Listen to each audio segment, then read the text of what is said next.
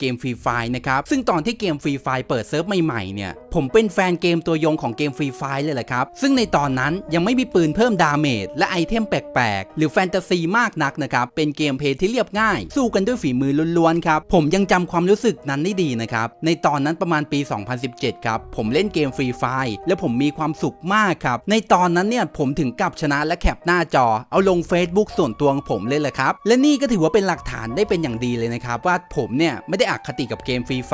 เดี๋ยวผมจะเล่าให้ฟังแล้วกันนะครับว่าผมเนี่ยเลิกเล่นฟรีไฟตอนไหนและผมเนี่ยรู้สึกว่าเกมฟรีไฟมันไม่สนุกอีกต่อไปแล้วครับเราไปเริ่มเรื่องราวกันเลยดีกว่านะครับคือปี 2020 เนี่ยอย่างที่เราทราบกันดีนะครับว่าเป็นยุคแห่งความวุ่นวายครับรวมไปถึงเกมแนว Battle Royale อย่างฟรีไฟด้วยเช่นกันครับผมได้เริ่มเล่นเกมฟรีไฟตอนประมาณปี 2017 ใช่ไหมครับแต่ยุคแห่งเงินตาก็ได้เริ่มขึ้นเมื่อในตัวเกมเริ่มมีไอเทมแปลกๆชุดแปลกๆปืนที่ย้อมแมวเอามาขายเพิ่มสแตทนิดหน่อยก็เอากลับมาขายใหม่ผมรู้สึกว่ามันเริ่มไม่โอเคแล้วล่ะครับและเกมนี้ก็เริ่มที่จะเป็นเกม Pay to Win เข้าไปทุกทีหรือเรียกง่ายๆนะครับก็คือจ่ายเงินเพื่อชนะความรู้สึกแรกที่ผมได้สัมผัสหลังจากที่เกมเนี่ยเริ่มเปลี่ยนไปก็คือผมไม่มีเงินครับพ่อผมไม่ได้เป็นเจ้าสัวผมต้องบอกก่อนนะครับว่าครอบครัวผมเนี่ยจนมากครับแล้วผมก็รู้สึกว่ามันไม่แฟร์กับผู้เล่นคนอื่นที่เขาไม่มีเงินเติมเกมครับผมคิดว่าเกมฟรีไฟควรเป็นเกมที่เด็กทุกคนเล่นได้และแฟร์ด้วยและในตอนนั้นเองนั่นแหละครับที่ผมรู้สึกไม่สนุกกับเกมฟรีไฟอีกต่อไปแล้วครับสิ่งที่ผมพยายามจะบอกคือ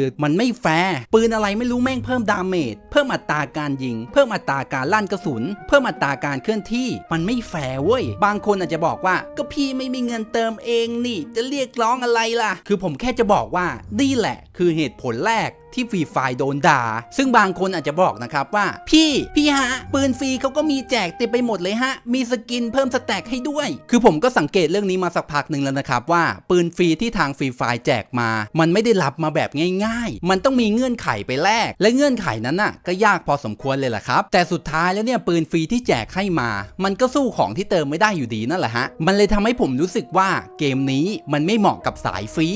บางคนอาจจะบอกนะครับว่าพี่ฮะเกมฟรีไฟเนี่ยเป็นเกมที่ใช้แข่งในซีเกมที่จัดขึ้นที่เวียดนามด้วยนะพี่อันนี้ผมขอพูดตรงๆเลยนะครับพูดตรงๆเลยนะครับจากความรู้สึกของผมนะอันนี้เป็นความรู้สึกส่วนตัวเลยนะครับอันนี้เป็นส่วนตัวจริงๆเลยนะฮะย้ำนะครับว่าส่วนตัวคือผมรู้สึกว่าเกมนี้นะครับไม่ควรนำมาจัดแข่งด้วยซ้ำครับเพราะมันไม่แฟร์มันเป็นเกมที่ Pay to Win อ่ะมันเป็นเกมที่จ่ายเพื่อชนะแต่ถ้าให้พูดในทางเทคนิคแล้วเนี่ยมันก็จัดแข่งขึ้นได้แหละครับถ้าทางทีมงานหรือคนที่จัดแข่งเนี่ยออกกฎมาสักข้อหนึ่งครับที่ทำให้นักแข่งเนี่ยมีสแตทที่เท่าเทียมกันทั้งหมดอย่างนี้ผมว่ามันก็แฟร์แหละถ้าให้พูดตามความเป็นจริงเลยนะครับเกมแนว Battle Royale เนี่ยมันไม่แฟร์ตั้งแต่แรก